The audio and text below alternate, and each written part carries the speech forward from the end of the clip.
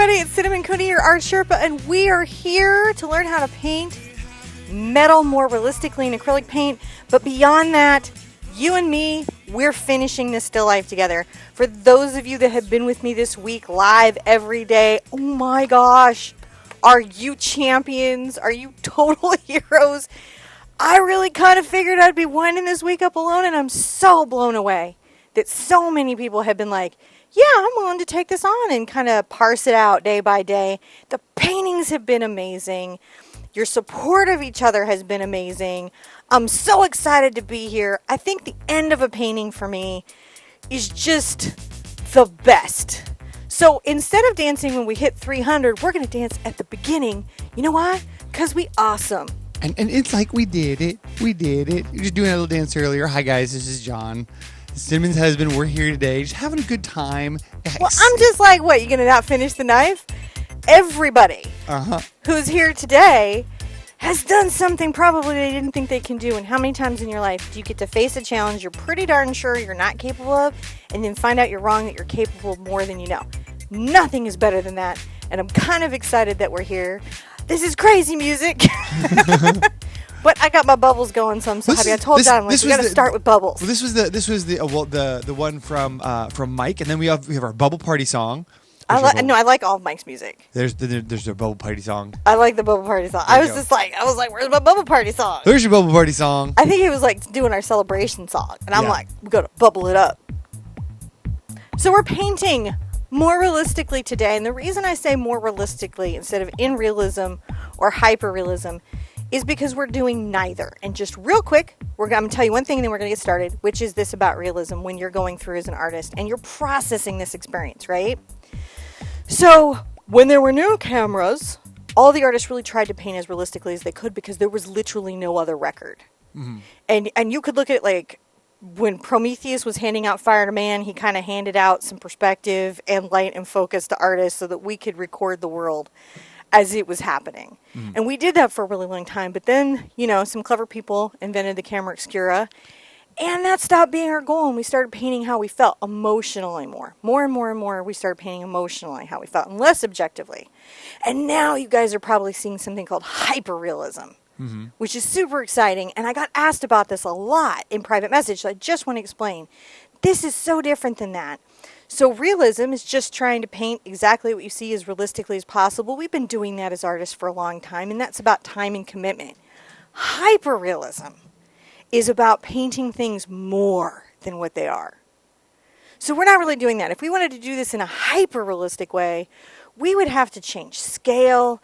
We would have to create a more hyper-dynamic painting that was also realistic.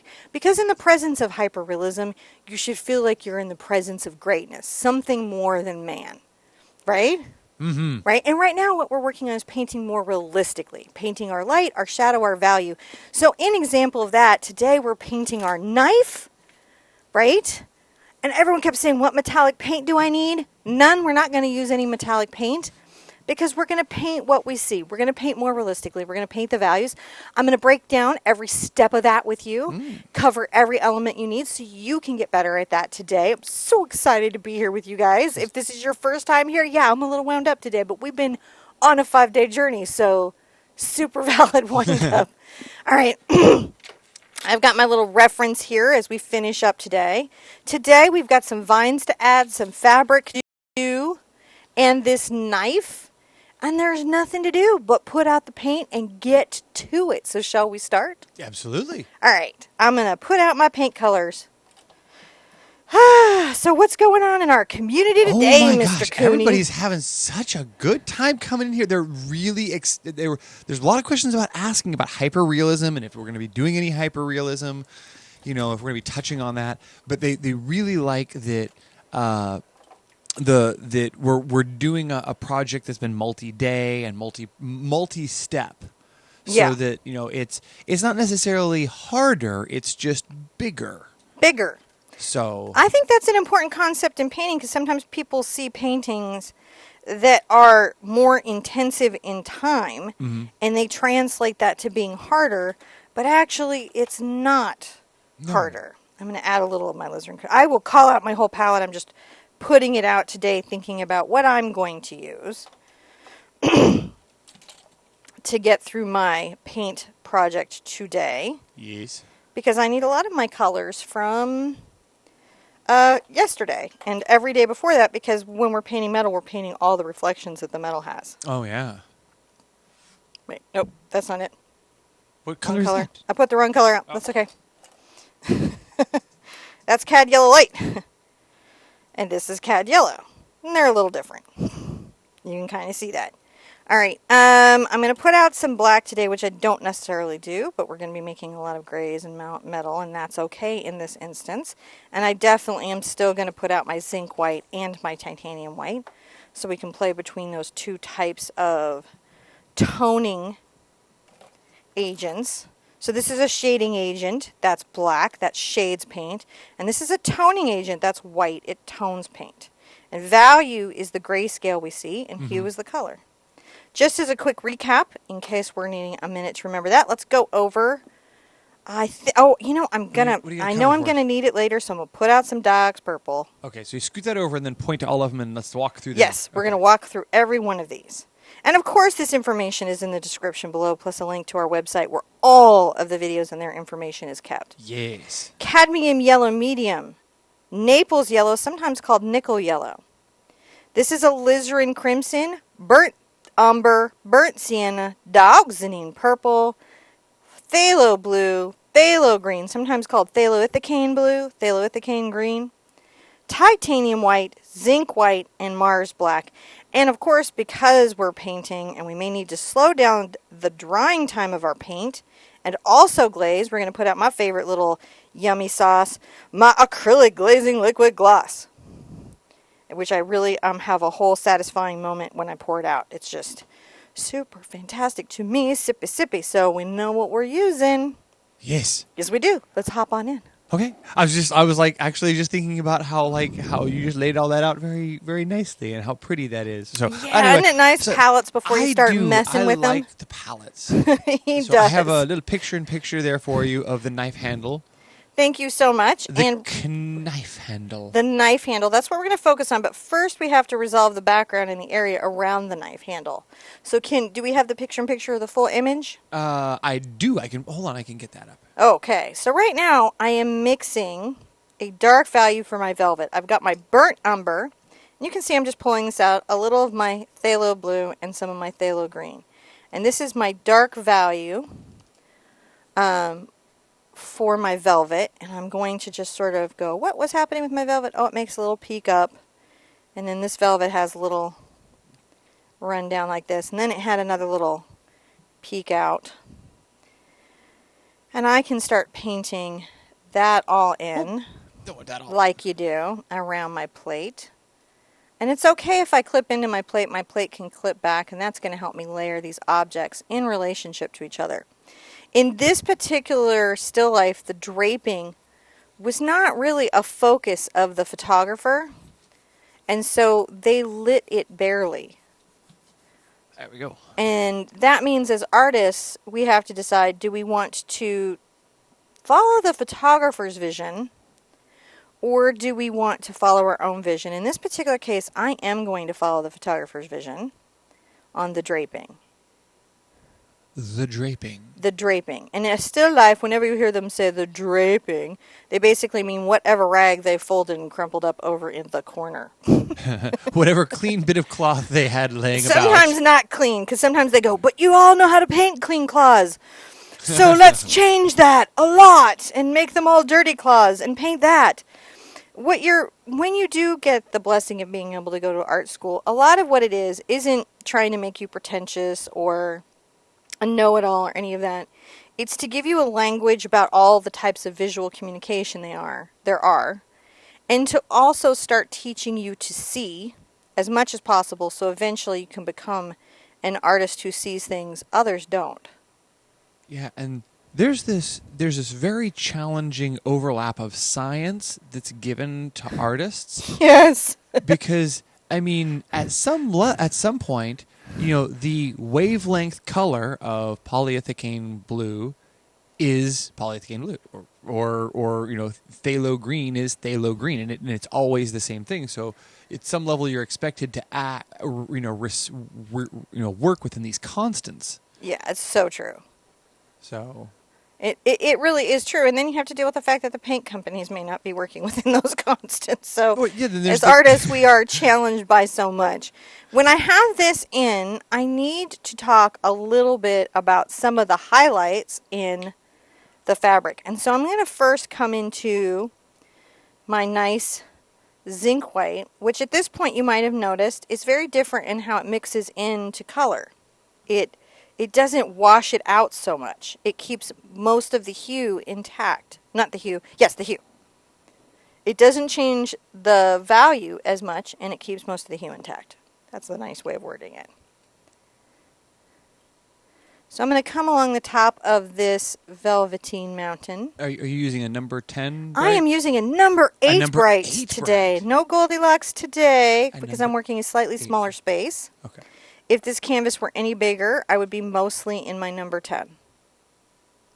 Bigger canvas, bigger brushes. Mm-hmm. Pretty much all the same stuff, just more time, bigger brushes.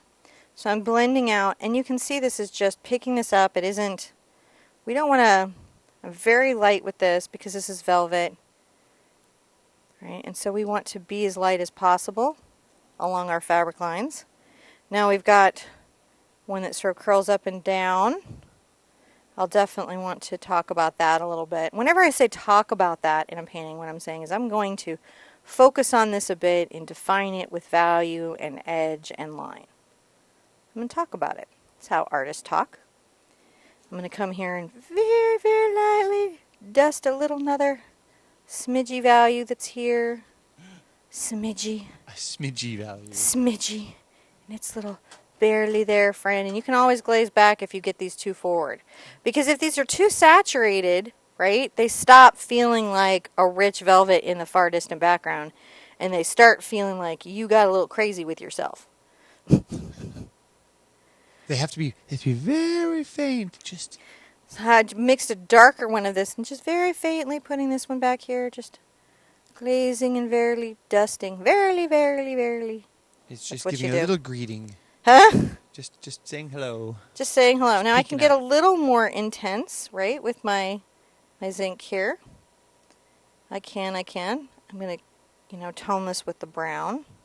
There's a bit of folding and focus that happens here I have to talk about.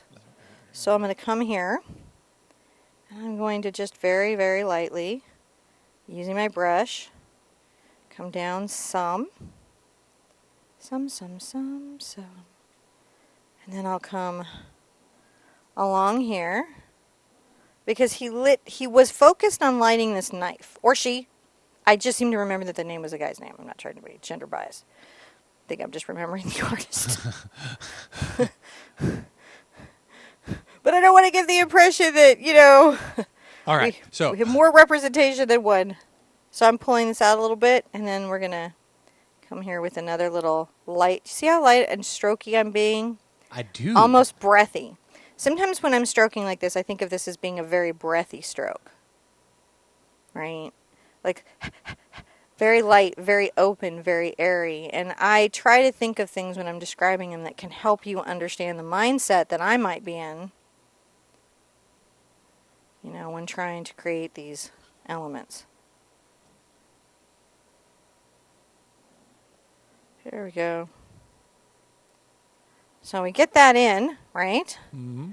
Let's see, let's look back at that. Oh, that's looking quite distant and velvety, like you want.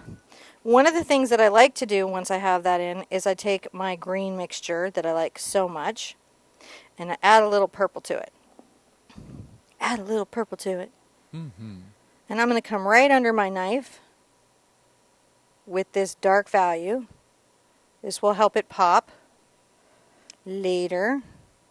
And I'm going to take this in further than I need it because I know I can come back and paint with my grays and pull my knife bigger. And I'm going to make sure that there's a deep shadow under the plate. I'm going to even place in a deeper shadow here. Maybe come back and enforce this between these two folds. And this creates a subtle to the eye, probably hard for the camera to even pick up, value set. But in your painting, it gives it a richness that sometimes we associate with like maybe classical Dutch still lifes or Renaissance still lifes.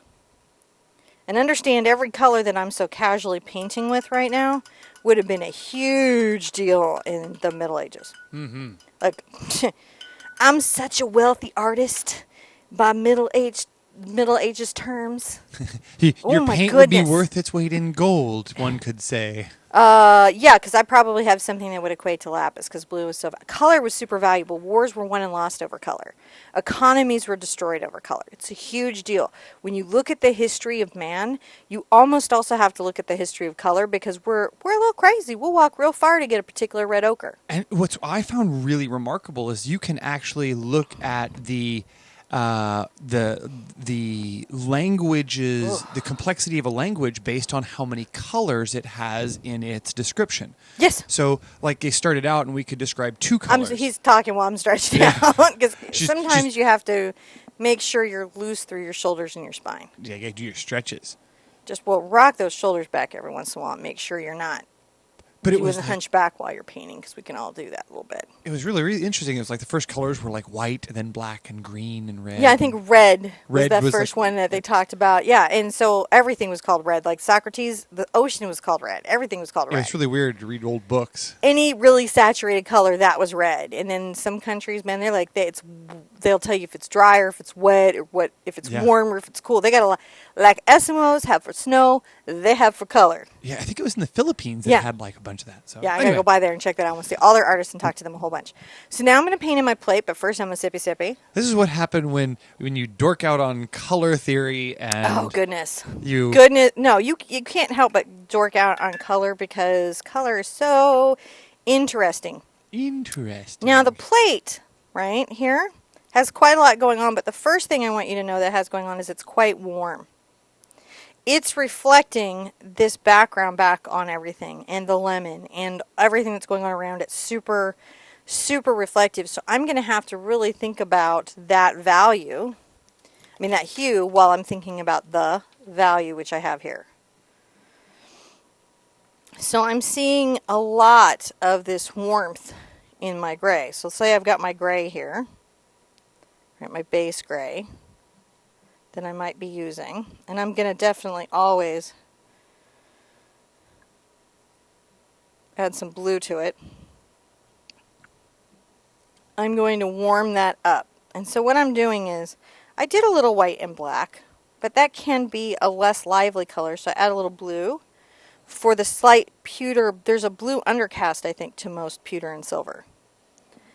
And then come back with the brown to warm it. And I'm going to come here, and I'm just going to put this under this sort of beginning space carefully in around here. I've got my number 4 cat's tongue, which I know I've been kind of leaning on a lot this painting.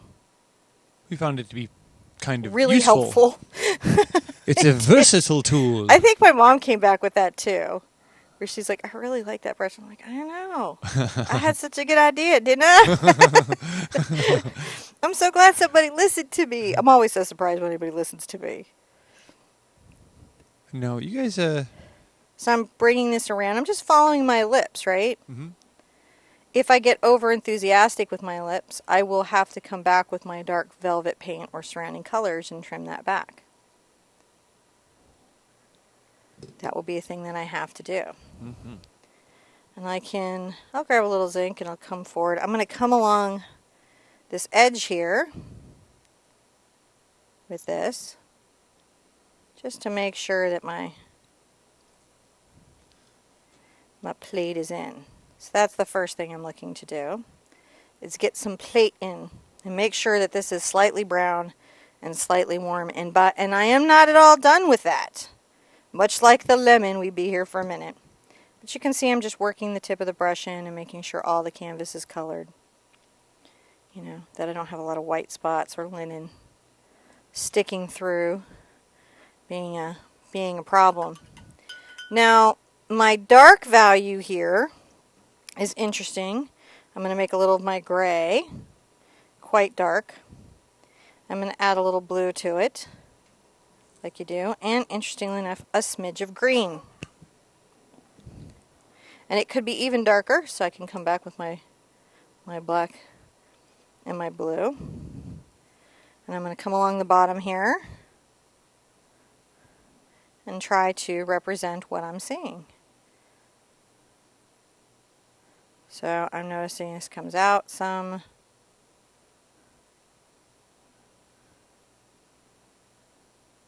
A little bit flat. And then there's a bit of a bump here.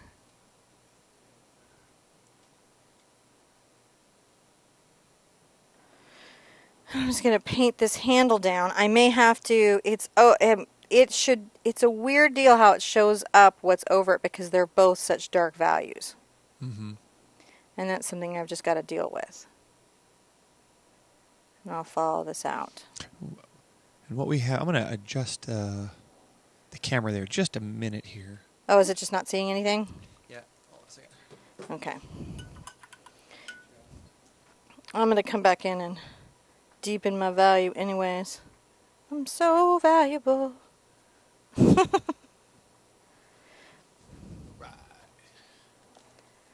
Come back in with my dark purple and make sure this has got the line I'm wanting it to have. There we go. Because that's super important, right? And then this has definitely a dark value between the plate and the fabric. I have to think about those things. Coming under here with this. There we go. So I'm just thinking about where all that is. And I'm going to keep painting what I see. And so there's this sort of main... I like to think of this as almost a Payne's gray, which is a bluish gray, which I just mix generally myself with Mars black and phthalo blue and white. So I'm going to paint the main body of the knife in with this. Coming back with a gazillion highlights, you better believe.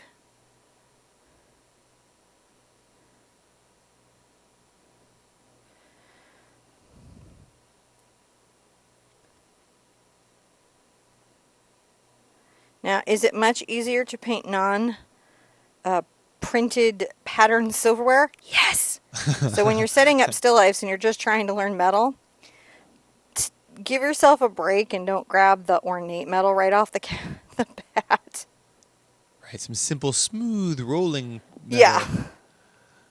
You know, now I'm going to just pick up some white on here. I know I've got to come back in the middle, but I just got to talk about these steps. How this metal is steps of gray. Yep. And at some point, you want to try and catch the primary 3 values of lights, midtones, and darks, maybe 4. And then you come back and process all your detailings.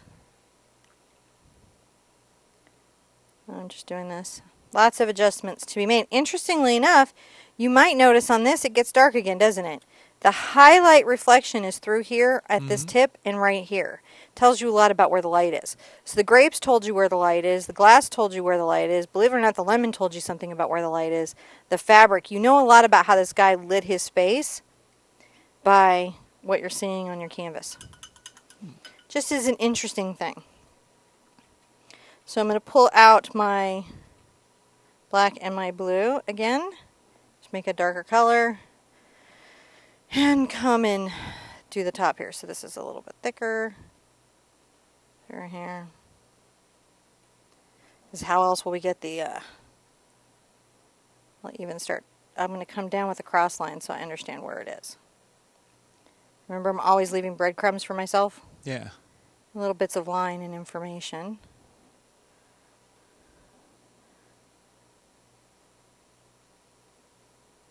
It gets a little thicker there.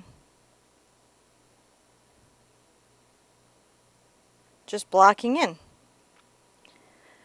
It would never help you to metallic foil this silverware. So what I find in new artists is they're just convinced that if they get a shiny enough paint, they can paint this all in metallic and paint the pattern on it, and it will look like the knife. But what you will always get is a very flat field. I think Golden and honestly Daniel Smith make some of the most awesome metallic paints on the planet.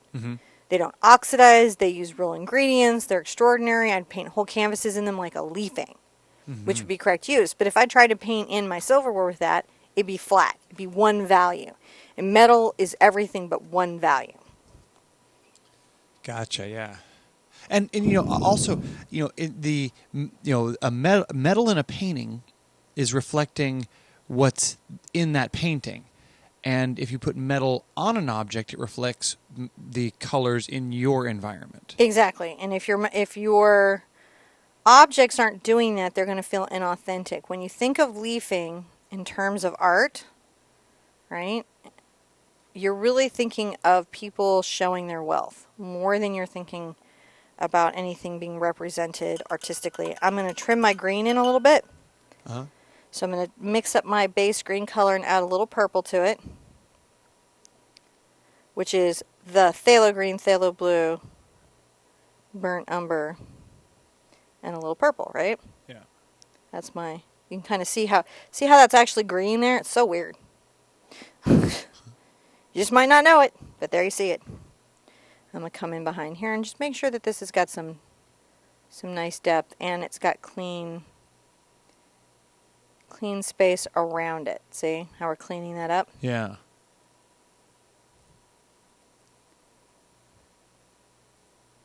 I'm loving finishing the still life. And you can see now, given the time we put into it, why it would not make, I could demo this, but it wouldn't be teaching it.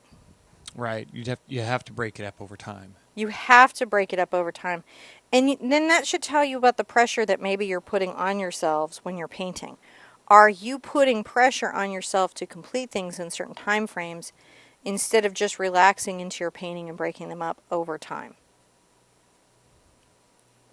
All right, so see how we're starting to get in there? Yeah. It already kind of looks like a shiny knife. It crazy. does. You're up on it like it's messy, messy, messy. You get back and you're like, it's a shiny knife. It is a shiny. Well, yeah, it looks like it's reflecting. I mean, it's, it captured all of all the pictures there in the right places. So, That's all you've got to do as an artist to see it and reflect it. Yeah. You'll hear, there is an Adventure Time that came out recently where Jake has a nightmare about his brother. You guys said, what? Well, guess what? This thing was the best thing I've ever seen about art in my life. Yeah. I wanted to share it everywhere. It was even better than The Adams Ruins Everything. It was just so good at explaining it.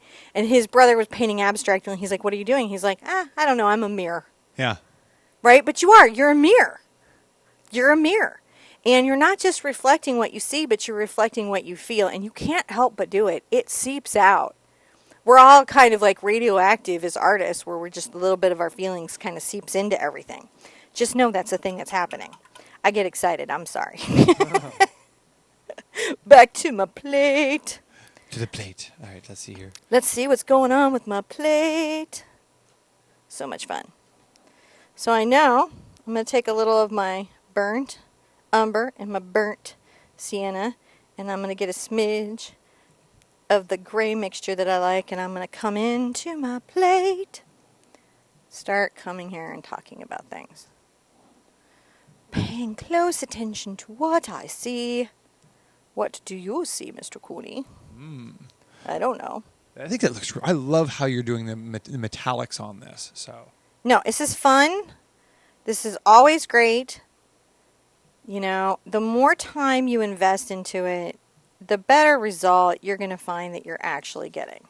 So I'm coming in with some more brown here. There's definitely some of this in reflection under. Right. Coming around. Got my glaze on, so I'm not underbinding.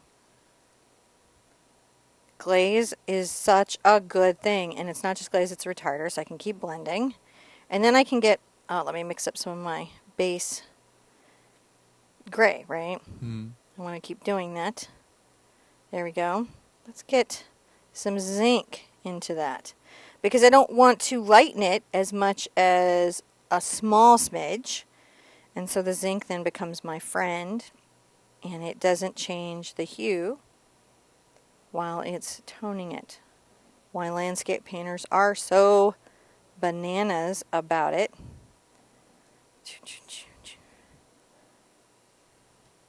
But I want to go darker than I have. So, no, which colors are you using in here primarily for this? Well, we'll have a little yellow in here. We'll have a little purple. We'll have a little of our burnt. And then we've got to do our more realistic leaves to create that depth. Okay. Because I'm committed to showing you the whole enchilada. So see how I've taken this very dark gray? Mm-hmm. I'm coming around this edge a bit. Now I know I'm going to have a leaf in front here, so I'm not going to have to worry about this too much, but I still have to talk about it. It's not a family secret. I still have to talk about it in my painting, like you do. I'm going to add a little green to that mix because this is going to be coming in front, kind of reflecting what's around it, like all of this does. So let's pull this. See how I've created that little highlight, leaving a little of the brown kind of peeking through. You know, because we're just constantly getting a little white on my brush. What can I say right here? I can say there's a little edge. See, I'm on the tip of my brush creating a very fine line, talking about a little edge. I'm going to get into a bright, or maybe I can do it with this.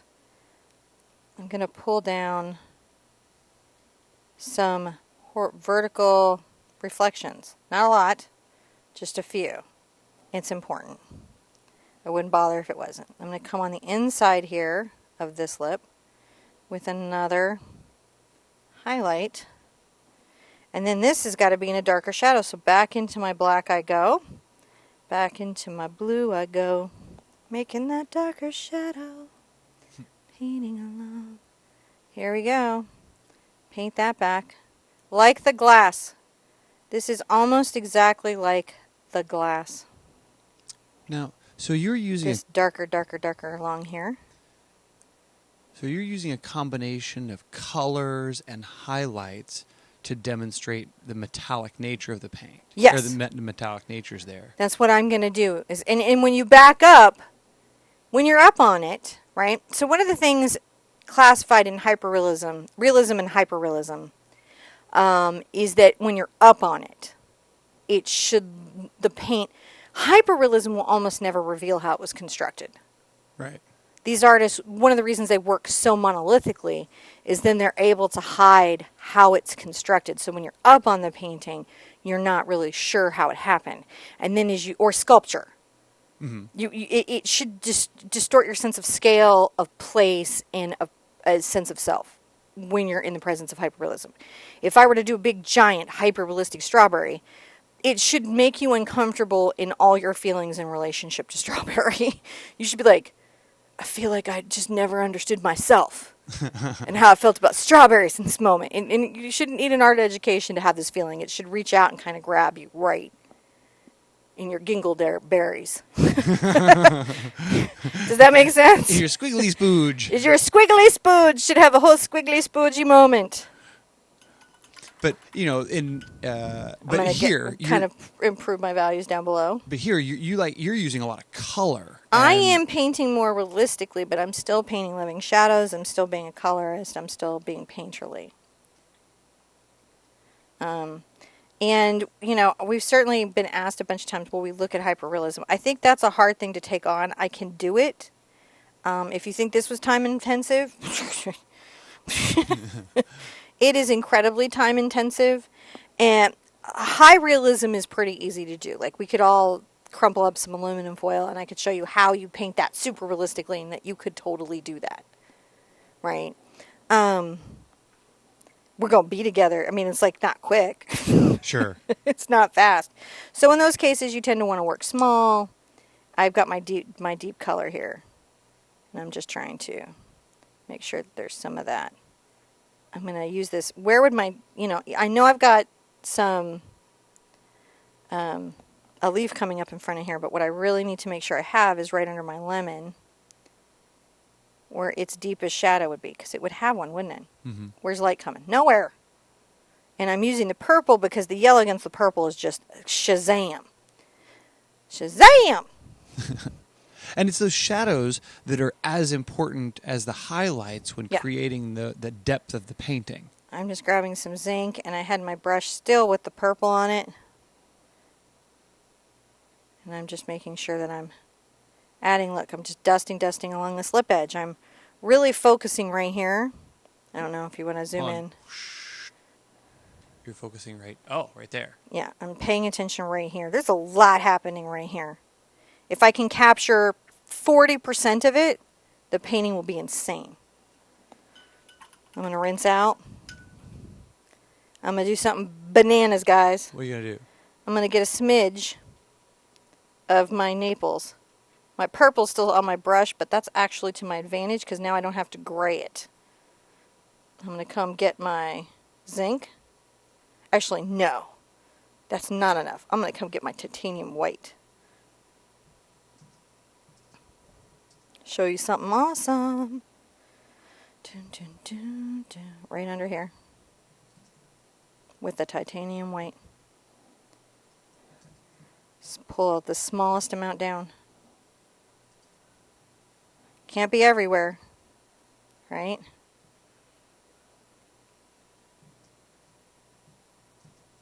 Or it won't be impressive. Look at that. Let's back up. Ah! Did you have fun there? Oh, yeah. Were you like, wait, what happened? Yeah, that happened. Super plate. People will freak.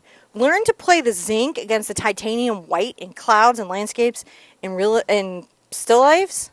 People will freak. They'll freak. And that, of course, is for some reason now my goal today. So back into my burnt umber and burnt sienna. Let's tone this with a smidge of blue. Right? Let's keep working. Working. We've got to deepen and darken this as we're coming around.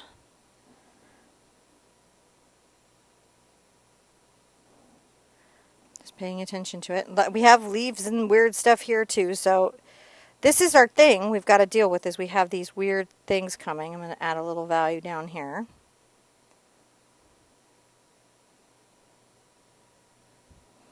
And get into my zinkers. You may have to push your palette up there a little bit. Okay. Happy to. Coming around this. This little weird outline, little edge there. Yep, oh, there you go. Much better. I can see it. All right, more zinkers. Zinkers. Come here, zinkers. Zinkers. I'm going to come right here. Now I'm changing the directionality of the reflection. In metal, wet streets, just everything. These things all play together. They all tell a story, right? Now, I've warmed this up, but to me it's too warm. So what I'm going to do is I'm going to fix my problem by taking my Payne's Gray that I have right here. See that? I'm going to add some glaze to my brush. Be like, hey, I got a little crazy warming you up. Let me add a little cool value. See? Suddenly it's much more resolved. Yep. There it goes. So if ever you're like, man, I'm having trouble getting there, how can you get there? You can keep mixing halftones of your values into each other. You can dry brush. You can glaze. None of them, there's not a rate, right? There's a rate for you today, in this moment, kind of thing happening. How are we feeling about this so far? I love it. We didn't think we were going to get there, did we? Everybody's like, so worried about the lemon. They're like, oh, knife. That was where I should have been freaking out. I'm going to make my dark value, which is my blue and black again. Woo! That little teeny tiny. Maybe add a little purple to it. Glaze so it's flowing. This is going to be something. And I'm going to come here and I'm going to start putting in some of my deep reflections that I'm going to have to deal with. So I'm pressing, pressing, pressing back.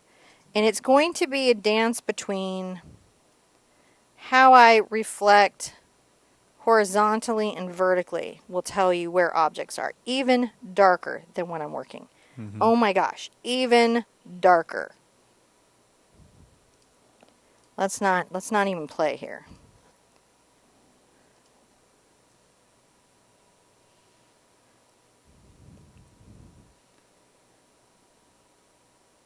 Come right in here, even darker. Look at that. Even darker. So Debbie says she loves everything about this painting and really loved this whole thing. I'm so glad, Debbie. I was real worried that you guys would dig this, and I'm like, you know, very pleased that it has been as well received as it has. I am doing another little shadow here. These are some of the stamps in the metal, right?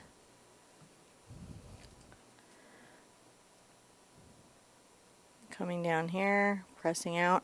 Now, down here is a very interesting space, right? Because there's just a lot of ornateness, and I'll definitely at some point have to get into my teeny tiny little brushes to do that. And what I'm going to do is I'll have to probably put in the shadow, the overall shape of the shadow, and then come back with the highlight for me to get it.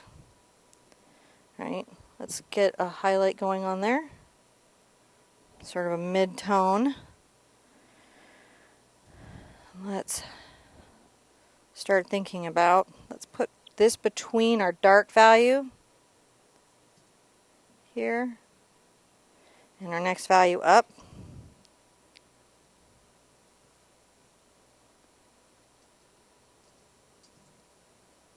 Do that there. I think I see this kind of coming around here, this back side into a rounded point, right? It's going to be important when we're talking about the shapes and things of things. It is not going to hurt to glaze any of this out, to soften the edges. So in acrylic paint owns hard edges, and it struggles for its soft ones. Glaze is a way to not lose at that. I'll wipe off my brush and come over to my zinc. Get a little bit of zinc, but my brush hasn't been rinsed, so it's going to have some pigment on it. And I'm going to pull this soft reflection off the back of this knife here and get some more. I'm going to pull it back here, a little more of the soft reflection. I will be probably processing through here, just fighting these little soft reflections as I can see them, as my brain can process them. I come back here. This is just my zinc white, not rinsed out.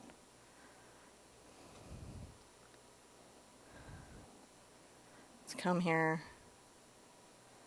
Got too heavy with it, so I wipe it off with my brush. But I don't discontinue working. I don't panic. I'm just... See how nice that is? Dude. Zinc and metal, man. It's pretty awesome sauce. And I have my favorite. We all do. We as artists have so many opinions about the paint. I'm going to get some of my cad yellow, if it hasn't skinned out like it's skinning because it's so hot in here, mixed with my nickel. I'm going to come in and, how grayed is that? It's pretty grayed. So I'm going to get this and gray it a bit. Great. Get my...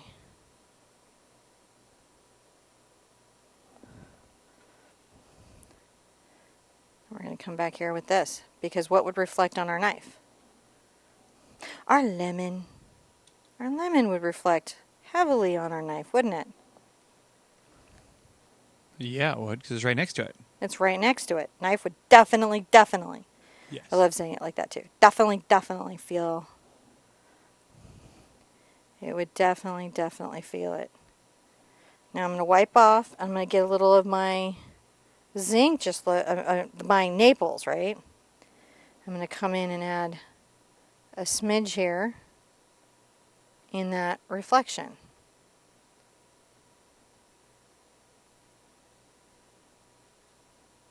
Can I back up and see how we're doing? Yes. Up. There it is. Let's see. Look, I can even do this. Crazy up close. It's a hot mess up close, but as you back up, as you start capturing those things in your painting, when you're sitting across the room looking from your art, please always sit across from the room and look at your art. This is what you should be taking in. You should be like, oh, I feels it. It does look good. Mm-hmm. It does, it does, it does, it does, it does, it does. So take a little of my burnt over to my Naples. Grab a bit of my zinc. I'm going to come along the outside edge of this.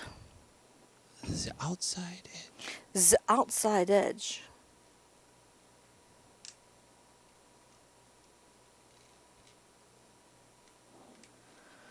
Now, are you just mixing the paint there on the tip of the brush? It's not totally incorporated, but I did a pretty good mix here. I knew where I wanted it to be. So it's still a little bit marbled on the brush? It will be. Okay. It will be for me. I'm going to put a little dot of this right here. They were asking, are you having coffee today? What do you just sipping I'm on? having vanilla K-Cups from Starbucks. Ooh. I had other Starbucks today. I am powered by coffee. That's a thing.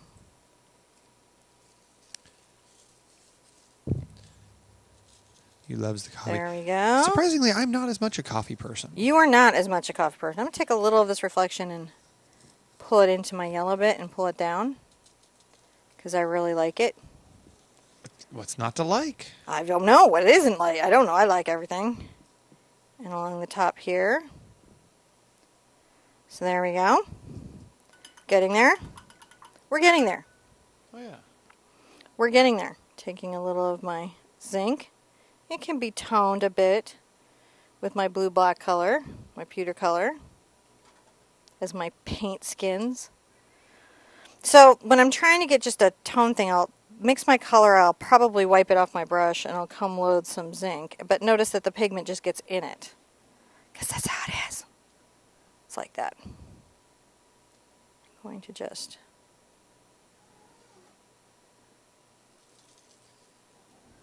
make sure that I have lit this corner.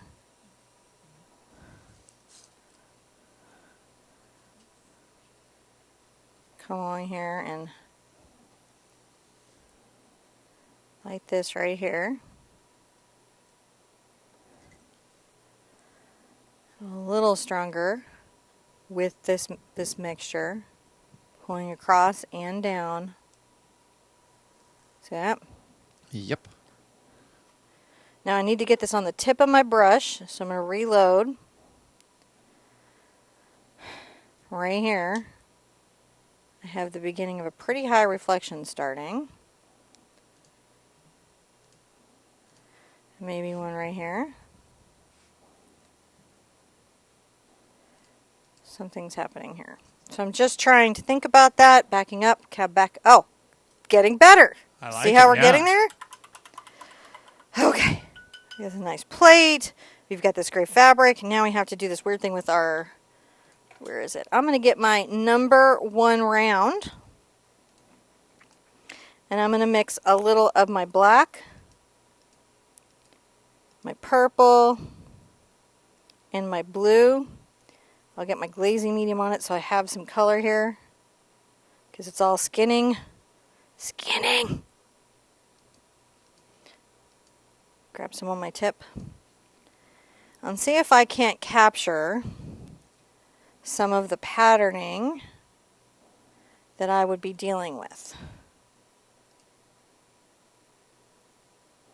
This is definitely a bigger challenge.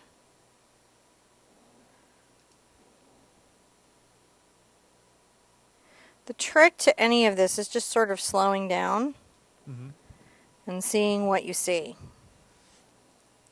Right? So right now I'm just trying to paint the shapes of the patterning, and then I'll have to come back with some highlights in my metal color.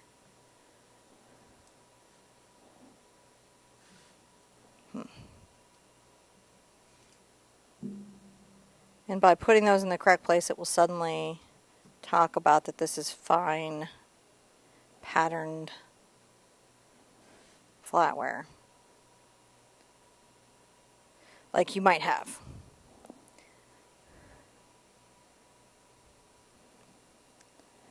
So I'm just breathing and I'm looking and I'm just trying to say, okay, I see some dots here. So I'm dotting that. That would be some sort of stamping. And I'm just painting my shadows.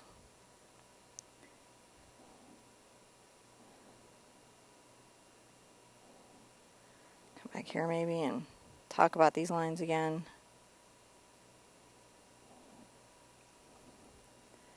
There's a whole bunch of stuff happening there at the hilt. So I got little dot shadows coming in, a little dot pattern across. There's some high metal happening here. And then maybe some ridges coming down. So I have that kind of going on, and I know I've got some of this curling up here as well from the other side, right? But I don't see it as well. Let me back up and see where I'm at. You're starting to see the metal in the... Yeah. You really are. So I'm going to wipe my brush out, but not rinse it. I'm going to get my zinc first. I'm going to just try to add some highlights to what I have.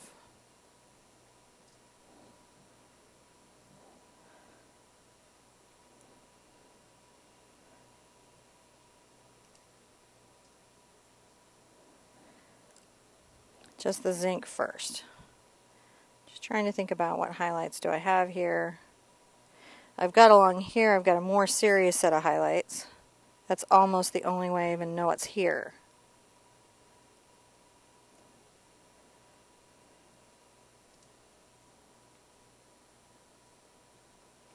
Backing up.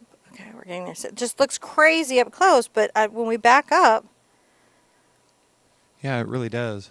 it starts to come together in a way that really starts to make sense. Now I'm going to rinse off my brush. And I'm going to grab some of this in titanium white. Not everywhere, a couple places.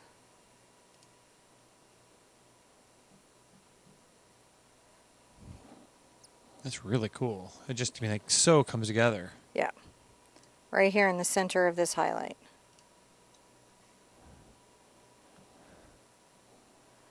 And also, come along the metal in just a couple places,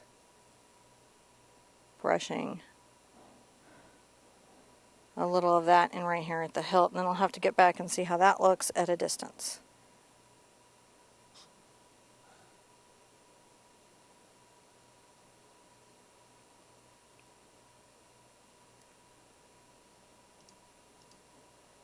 Let me see. It looks good up close, too. Yeah. Up, there we go. Yep. So now we have a more realistic knife, and you can see that when that all comes together, that becomes more realistic. I have to make a decision now, and I think because there's value in the lesson, I'm going to forge on and show you guys how to do the up-close vines. Okay. Because I think I'm going to have to, however, pull my palette out because it's just skinned beyond all reason.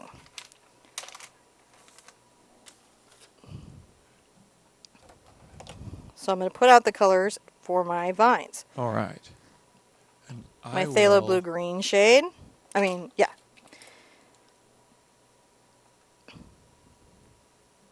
My phthalo blue shade.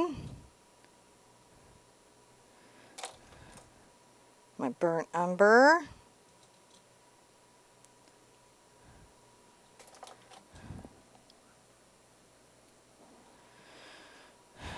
My burnt sienna. Shockingly, there will be Diox purple. Oh, you see that over there?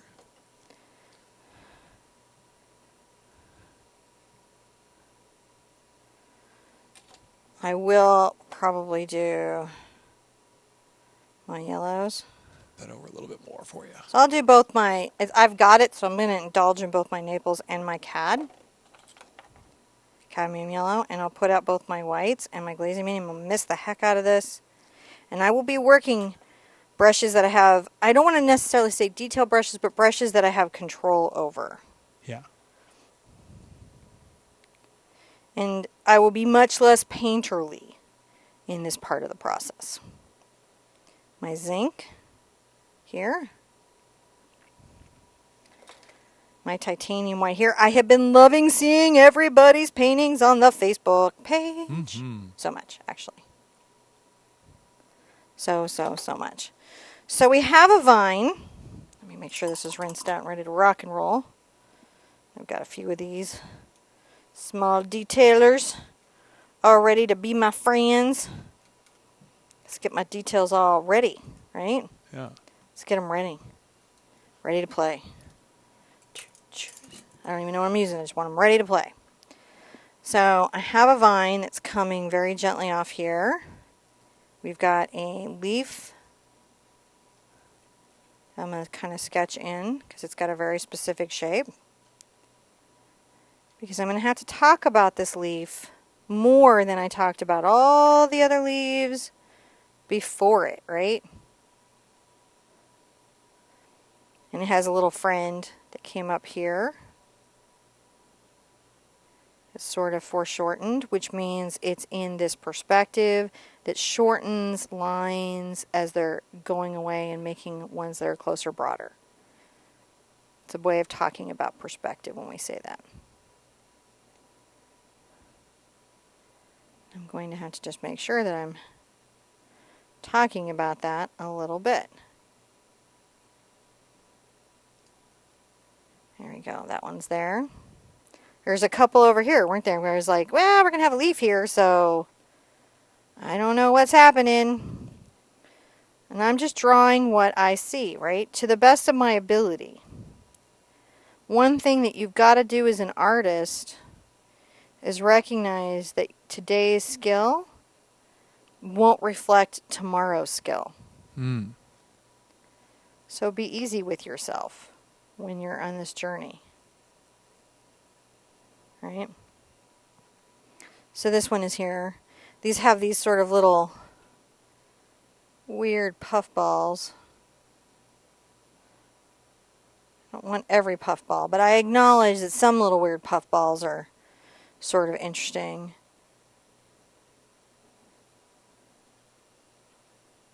This has a vine that comes underneath it. And I thought that that was compelling because it gave some context of space to the object, so I'm kind of interested in it. Right? As this vine, this more interesting up close to find vine worms its way through our composition. And I'm sketching it because right now this is my focal line, so I don't want to sit there and change my focus while being thoughtless, right? I want to think about where I put my focus. And there's this interesting line over this object, isn't there? Sort of arabesque line. I'm going to move one of the focal leaves because tucked in wasn't as interesting to me. Maybe as some of the other things. And I did like the two little leaves here. These delicate little strange friends. And I'll say they got a little ball here.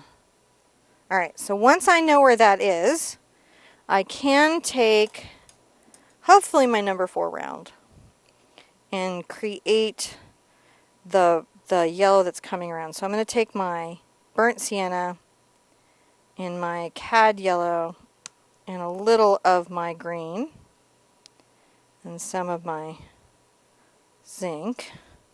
I'm going to mist everything because I need more than what I have, guys.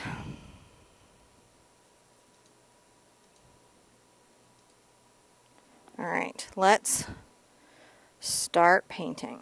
Let's get down there. So I'm going to just very carefully and slowly. If I speed up, the chances that I will press down are high.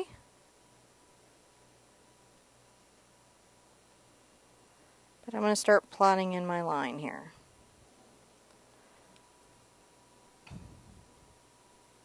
And I am inclined to maybe, if I see it, but I don't see it. Gosh darn it. I'm going to pull this out again. I'm going to go a little burnt and a little cad yellow and a little green and a little zinc. Because I need enough paint here to get through my journey. One of the things is you need enough, right? You need enough. I can't sit there and talk about any of this stuff. I'm going to, where I have these little balls, I'm going to make this little sort of flicking motion. Flicking motion. I'm going to dip my brush, just the tip, in water, and I'm going to swirl around. So how I do that is I'm trying to improve the flow of my heavy body paint. So I dip halfway up the brush so I don't pull too much water. And then I'm going to scrape and roll my paint into like a little pile. I'm describing that because that could be something that you wouldn't know I was doing. I get asked a lot of questions. How does your paint go so far? Well, sometimes that would be why. Right. I'm just studying myself and thinking about this line that I sketched in.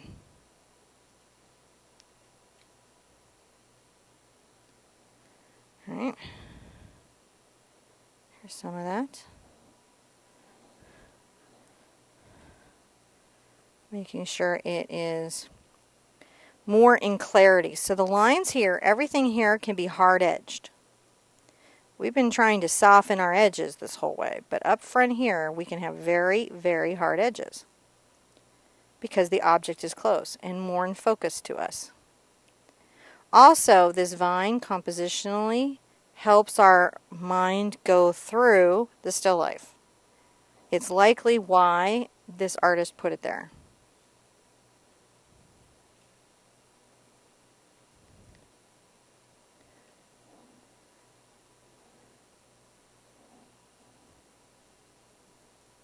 Wander that up there. There's a little bit here. Got some little bits of plant stuff. How are we doing, John? Is everybody still with us? Good, yes. Yes, I was just answering some questions here in chat. If you're looking for it, we have information on all the materials is in the link and links to that are in the description down below. And if you're looking for locations where where you can find any of the brushes and the stuff that we're using in here, there's we have a little brush page there at TheArtSherpa.com/brushes. It can be just a little harder to see the red handle brushes in people's listings, but I've seen them at Dick Blick and I've seen them at Jerry's and different places. So Texas wherever Art King's, Supply. all of it. Yeah, Texas Art Supply. I think Easel's has got some. Easel. So there's a whole list of them up on our website that you can find. So. And they do have them. It just, again, can be hard to see the listing. Jerry's Armor, a bunch of them. Now I've started listing. I'm going to list them all is what's happened to me. Yeah. No, we love all of and we guys, we really, we have a lot of retailers that are coming in and supporting us. And if you. And we have a list of them because there's probably a retailer near you or one coming soon near you. And so we've got them listed on the website. Yeah, so just check with your local retailer because chances are they'll be able to tell you when they're going to be getting those in stock. Yeah. And if they didn't know, you could be like, hey, this is something you should do. And they'll know where to get them. All right, so I'm just pulling these back here. Anywhere I have chalk lines where I'm not happy, I can come back and clean this up quite easily. Quite easily. Quite easily. Quite easily. And I'll make a little leaf here.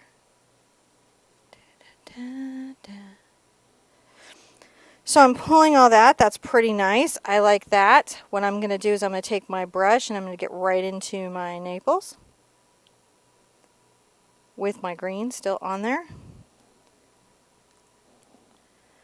And I'm going to very lightly come and make a highlight.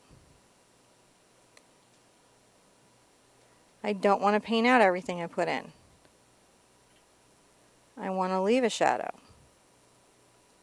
I'm going to highlight the top of this maybe. I'm going to find those things that I have and highlight the tops. This is an important part of the whole process. Highlighting the top of my vine. I can come back and glaze it back. I can do a lot, and I will. But I got to get this highlight in or all is for naught. Mm-hmm.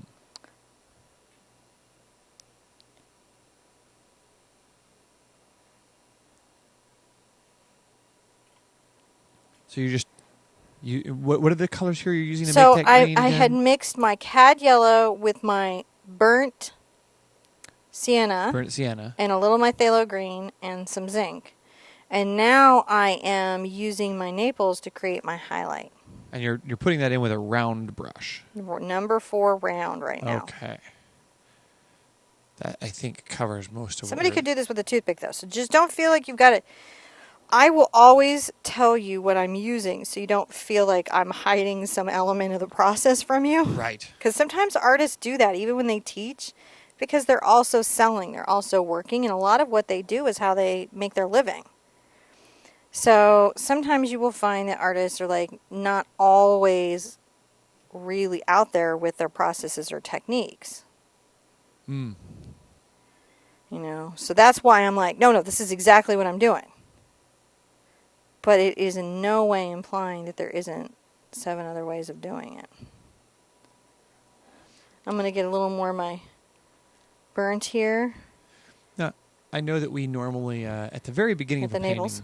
was where we normally put all of our wishes and things in there. And Well, we did at the beginning of this painting. So, and This a lot whole painting is wishing that everybody is okay around the world. There's a lot going on. Yeah, and I just wanted to reiterate that because I know we got a lot of people in chat who are giving well wishes and for everyone who's suffering from poor weather right now. Oh, And we know that's folks all over the country and all over the world are feeling those effects. Our thoughts and wishes are with them, and we appreciate all of those light keepers who are capturing those wishes coming in the chat, for good weather and for health and safety, to capture those, put them in your canvas too, because that's how we can all pass along those good wishes. So just saying thanks, let you guys appreciate you guys all. It's really nice to have everybody in here in chat. Just it's for me. It's really. I'm going to get a little of my phthalo green and my cad yellow together, and I'm going to mix in a little of my Naples again, and I'm going to just put a little of this crazy psychotic bright color through here. I'm gonna zoom in. That's something you and I had talked about, that as we move into next year, we want to make it so that you can see much more of what's going on in chat. Yeah, I think so. And try to, without being distracted. And that's part of this. What we suffer from is that it's very difficult. You guys are very entertaining. Like, I even get caught up in what's going on in chat, and Cindy will be like, "Right, John?" And I'm like, yeah, absolutely." Naples Yellow. What? Not a lot of that color, right? Because I'm not trying to do a lot of that, but enough so that it's noticeable. Now I'm into my brown, and I'll maybe build up this little knot here, But and I'm gonna. On days like today, I have to pay attention because she's I'm all moving. over them. You're. I am coming around. I'm adding this extra value to this stuff because why? This is all more in focus, isn't it? Because layers. Because layers. Onions and layers and ogres, guys. Onions and layers and ogres. Okay, back into my number 4. The back of my leaf. So I'm going to, I really love that color there. I'm going to get a little of my burnt and a little of my green and maybe smidge some of my umber. And I haven't really gotten into these two yet, which is interesting to me because I full on expected to. And my Naples and now my zinc. And let's see where we're at with the back. So I'm going to come here and paint in maybe along here. I'm going to this is quite light. And the top of this too. I'm going to want to make sure that I'm catching the rustic edge of this leaf.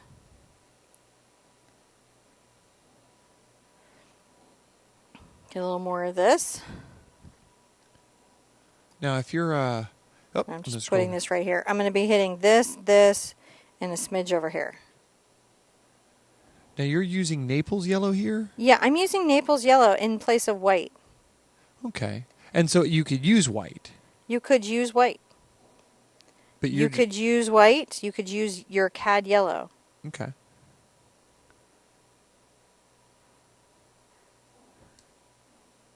And I may come back with a little of my CAD yellow. I'm laying in some colors, right?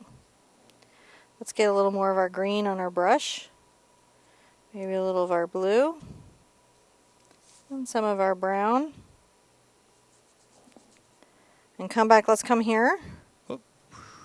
And let's talk about this leaf a little bit as I stroke back. I'm going to pay attention to the directionality of my leaf.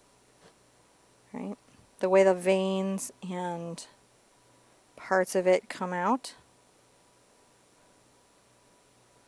I'm going to let my brush help me make a better edge. Mm-hmm. It's going to feel more realistic. That's nice. Right here, just painting that out. Paint this here.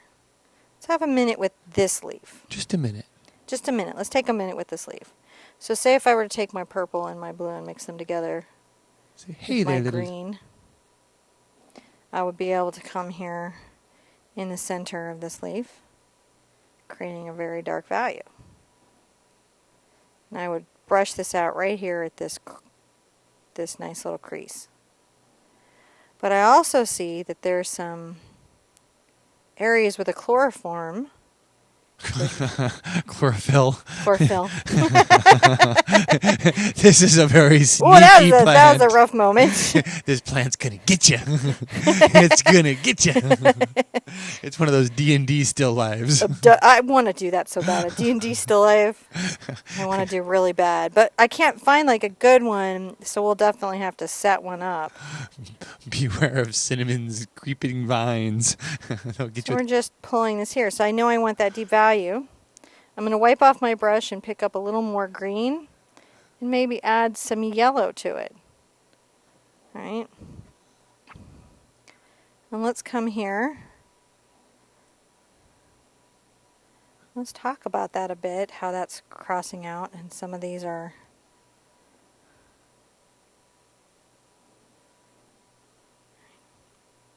We're just going to be on this leaf until we're done.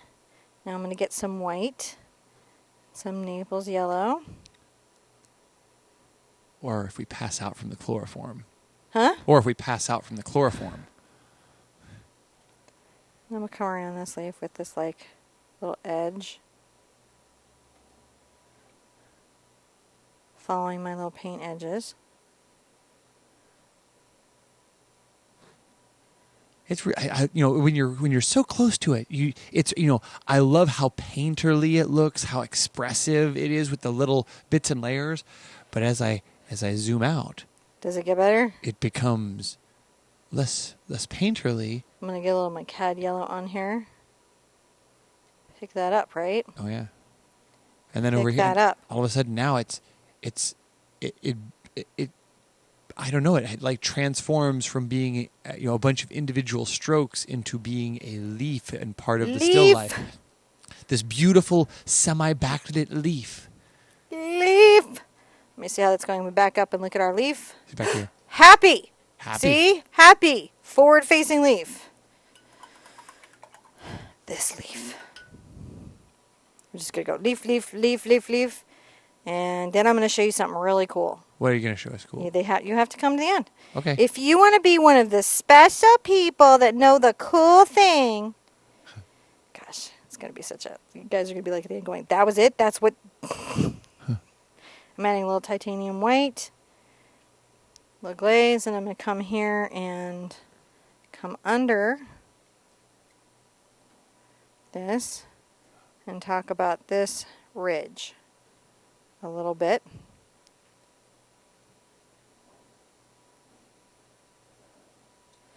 And a little more green and brown here, just on my brush.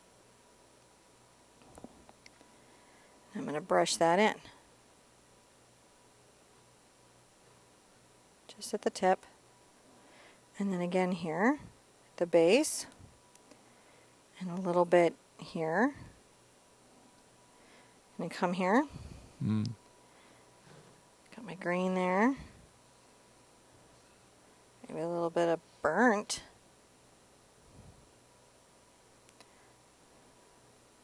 A little more burnt. Yep. So, and I'm going to come along here and do this side of the leaf. now you've changed the layout of these leaves just ever so slightly. Yeah, I here. always do, man. That's okay. Well, and that's a good thing to know. You don't have to do exactly what your I do. reference is. No. Or it's okay to take a little bit of our. You probably should actually take a little bit. I'm taking this dark shadow to make sure there's a nice valuation between this forward-facing leaf and this one that's that's tucked. Now, keep in mind, if you're doing client work, that's different. Client works. That's a whole video. That's a series of video client work. Yeah, it's like. Oh my goodness. But for your client work. All right, I'm gonna get my detail brush now that John said the crazy client work thing. What are you thinking, man? Nobody needs no client work. All right. So I'm getting a little of my yellow and my green. I'm gonna come here and I'm gonna add a little of my white because I need to significantly light it. Rolling my brush because I want this on the tip. And I'm going to do what I can do here, which is hopefully add a little light vein. layer.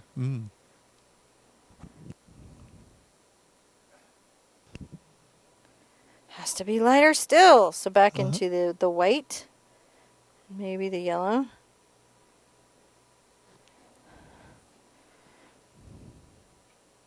There we go.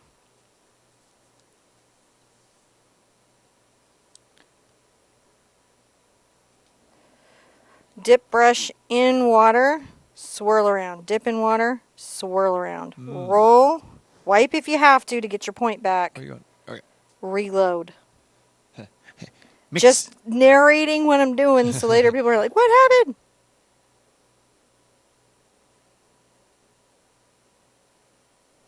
And you're just putting in those highlighted veins. Mm-hmm.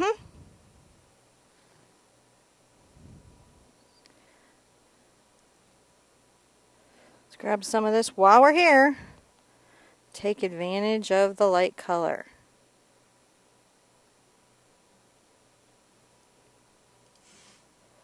Take advantage of it.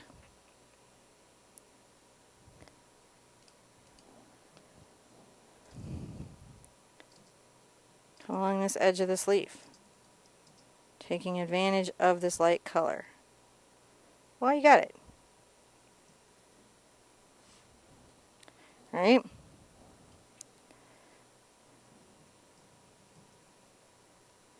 So then the next thing that I can do to make this a winner chicken dinner, get my leaf shadow color.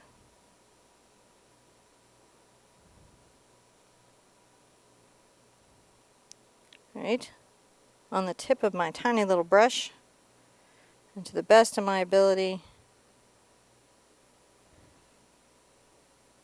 add a little hard cast shadow. I love that. It's when you make those contrasting, edges.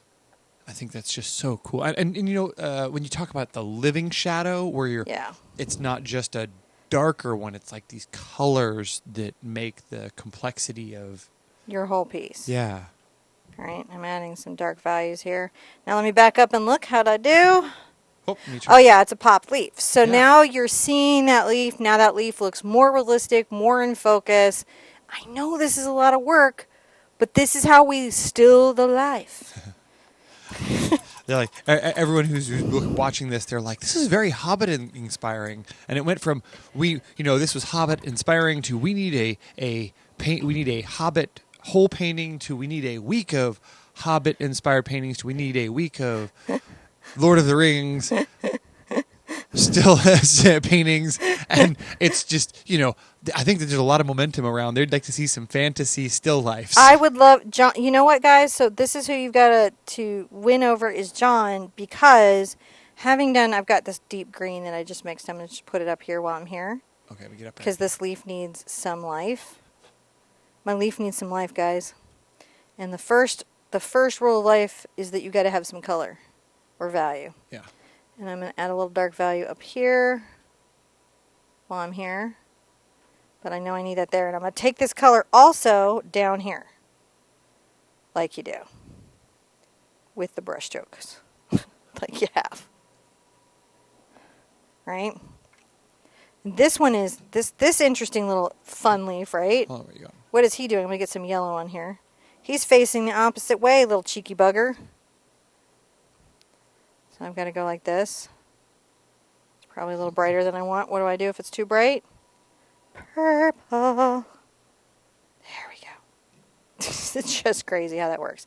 I've got yellow in there, right? I add the purple. What happens? I'm going to go right over my vine. What happens if I add the purple when there's yellow? It grays out, it deepens, it keeps it from being garish and overwhelming. And right now all I got to do is just think about, right, the shape of my leaf. It is okay if here it's sort of disappearing a little tiny titch into what's behind it. Let's get a little white zinc on our space, and it's very lightly dust up, just so we can see it ever so slightly, but not a lot, against this background. Because we don't want it to really pop yet. We only want parts of it to pop. Only parts of this should pop.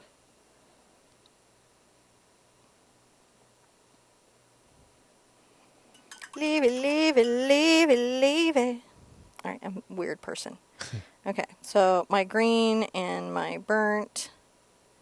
And let's Naples, little Naples. And let's start talking here again. Layer, layer, layer. We're going to complete this leaf. We've done this before. We know what we're doing, right? Yeah. We know it's a dance between our lighter colors and our darker colors. We know we're going to just dust here. Darker in the heart, isn't it? Mm-hmm. So I gotta grab my purple, darken up the heart. Go ahead and let some of that find its way around the leaf so it doesn't feel inauthentic to what we've got going on. Now I know I want a brighter green, which I'm going to get from my CAD more than anything else. It's going to be kind of up around the edge of my, and lighter. So let's get some white. There are definitely some good ideas for still lifes coming up in here for the fantasy still life. So they're giving me lots of good ideas. John has got to create a still life box. At that point, we almost have to make a thing of like how to light a still life, how to make a good still life. Like it becomes a whole thing, most of which are stunt hands intensive. And wife directed, because I'll be like, hey, it needs to have this. Is that cool? Well, what I would say is that let's try to do like some regular still life events moving into next year. Okay. Because I think that what I could do is I could get us some space where we would set up some still lifes on a regular basis that we could swap out. We could swap out? Yeah. But, all right. But, it takes a little... Could be a fun next year project. Yeah, it takes time and but we could do some practice still lifes. I found one the other day. I was joking with Lisa saying this would be like still lifes for days. Oh, yeah. It was going to be like all of a month or something. There was so much stuff in it because somebody had suggested a tropical still life. I'm doing my blue and my purple, and I'm going to come into my green. Is that a round brush you're using? This is, again, that number 1 round. Okay. And I'm going to come here, and not everywhere, but up here, it gets dark veins.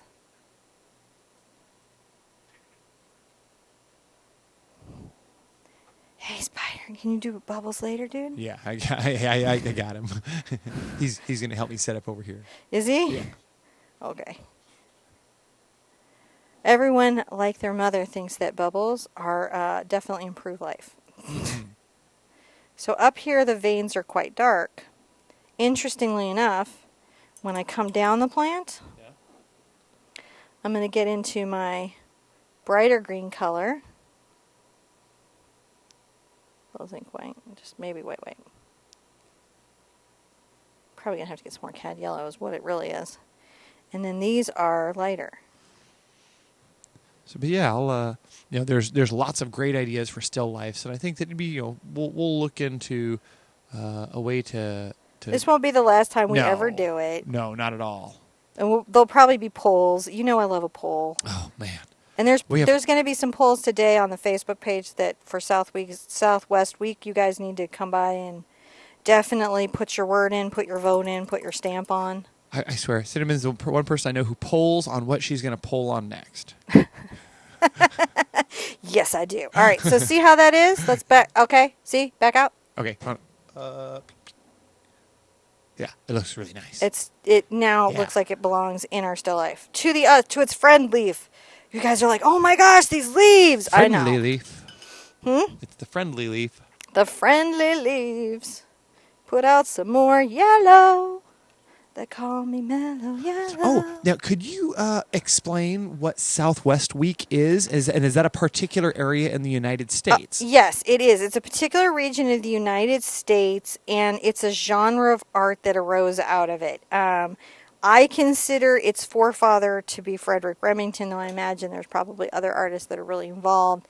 And it involves a look at sort of the Southwest lifestyle, what you might think of as the Wild West and the Old West. And then it comes into modern times with a strong influence from Native American Indians. And so it's the colors. Think O'Keeffe. Georgia O'Keeffe, Southwest art. Beatrice Woods. Well, she started out Dadaist, but she became Southwest art. It's a weird journey on her. Nobody knew she was still alive.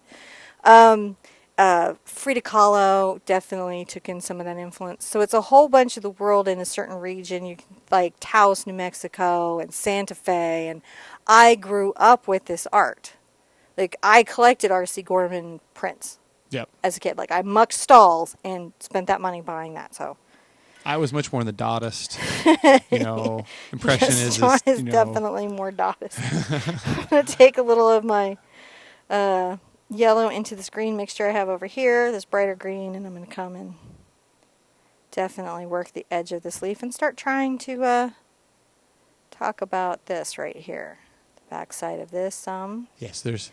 And then I'm going to get some of my white onto this. They're invoking one trilogy to try to motivate action on another trilogy.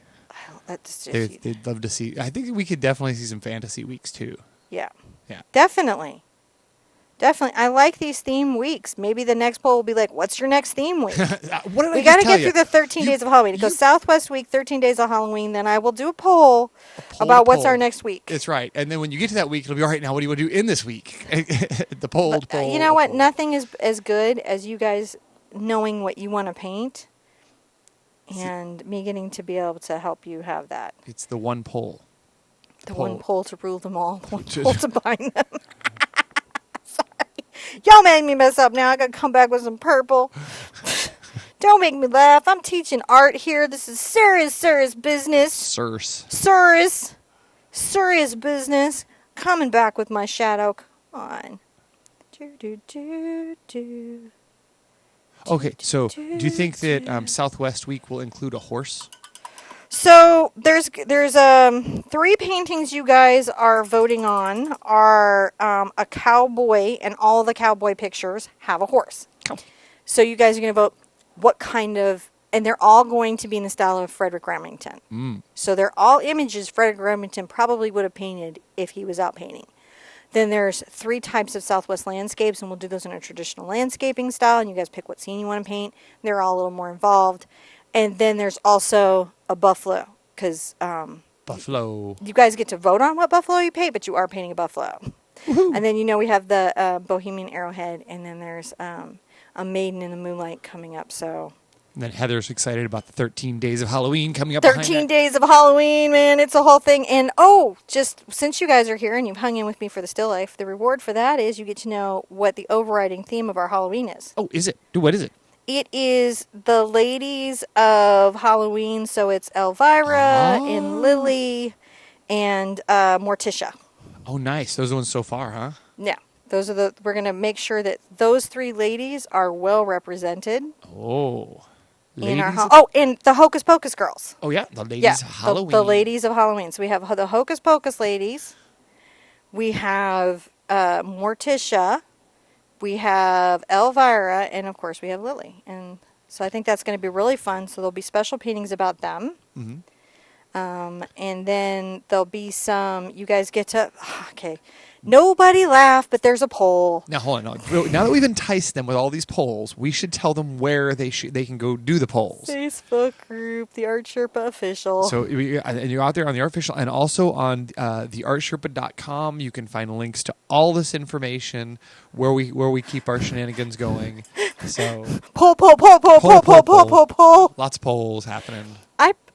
There's 3 paintings you guys are just stuck painting over Southwest Week because I felt like it's a. Well, luckily you get to make some, executive decisions. I make some executive decisions as your art teacher on occasion, but I also like to know about too much brown. I'm going to keep working it into my yellow, and you can see it finds that nice green. Oh. And I'm coming on the edge of this, just working this. See the back of this is my number 4 cat's tongue again. But I'm just trying to pay attention. This isn't really a leaf I had in my picture, but I wanted one here like this. Right here in front of my wonderful, as was pointed out to me, overly full. What I'm going to say is this is Mommy's Day Out wine glass. That's what that is. Could be Daddy's Day Out too. It's just, you're like, I have but this one wine glass to celebrate my week. Now, can you recap what you're mixing there with real quick? I have my phthalo blue, all of them? No, just what you're doing right now. Okay, my phthalo blue, my phthalo green, a little burnt umber, and let's get some purple into it. Okay. And let's come here and make our deep value.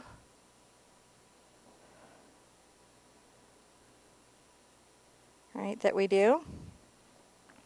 I'll rinse out. And we need a mid-green, so I'm going to get my phthalo green and my burnt over here. And let's get some zinc. Yeah. Lighten that up. Let's put this between these 2.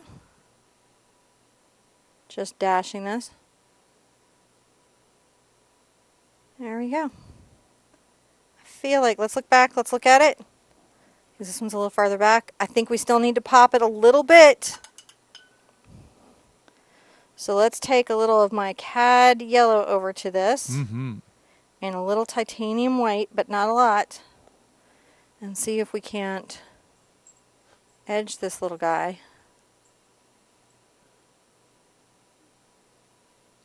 So he is, maybe their little friends up here.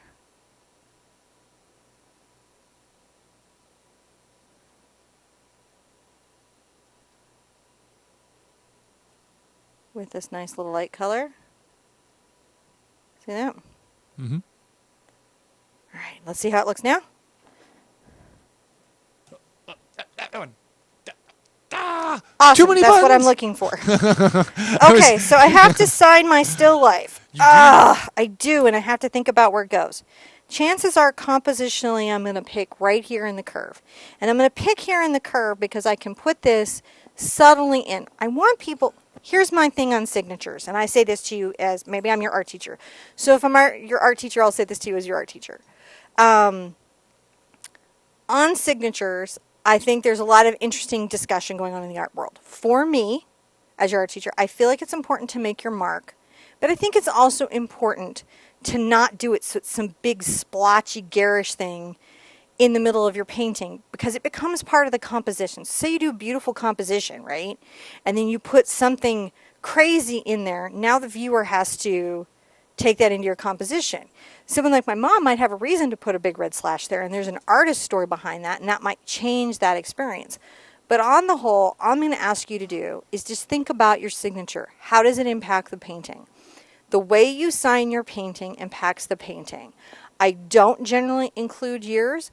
I can understand if you're in a learning process and you want to see progression, you might want to record the year on your painting, and that's reasonable. But at the minute you decide you're going to start giving these as gifts, you're going to start showing them, you're going to start progressing beyond that student phase, drop the year. Drop it like a hot potato. Gotcha. Keep it on paperwork of providence. Don't put it on the painting because it drops the value of your art. Good to know. Good to know. Let's get our green. So I'll put a little of my purple in that. To ease my experience, I'm going to come over to my white. I don't want it too bright, but it needs to show, right? Yeah. So I'll come here. And I sort of mixed my highlight color. So what I'm going for here is if somebody ever ran into my artwork at a garage sale, which I'm sure they will someday. Only if we're lucky and they don't get thrown out. Only if we're lucky they don't get thrown out. They could find this, read the word Sherpa. Well, I just did that wrong. Sure. Because I got to thinking and then stopped painting. Okay, so I'm going to white erase that. Yes, it's that easy to fix it. All right, Sherpa.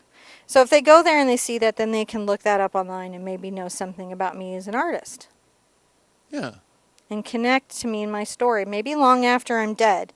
And that's a very interesting experience that you guys have, that you can create work that's going to extend way beyond your lifespan. Mm-hmm. All right, where did I put it? No, it's right behind you. Right there. Right there. So, surprise for you. This is really neat. I'm glad you brought this with you. So I want you to think of, what is this work this week, this thing that you did, what is that worth? You know, and when you put it put it out like that really look, you know, that's awesome. I mean, and that's what you guys get to do this. Right? This is 16 by 20, 11 by 14, 9 by 12. Why do I choose those sizes? Because those are standard sizes. And what does that let you do? That lets you buy economy molding frames for the cheap. This was a resale frame, like a couple bucks. Yeah. And I got it, and I can put any of my 16 by 20s in it, and now that's art. Now that's art. Have you ever looked at your stuff in a frame?